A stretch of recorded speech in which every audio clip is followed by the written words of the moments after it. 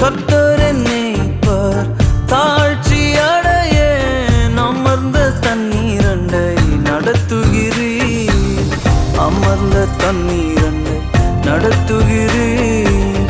புல்லுள்ள இடங்களில் மேய்க்கின்றீர்.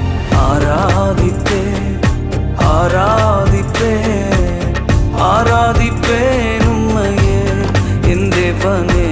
ஆராதிப்பேன் ஆரா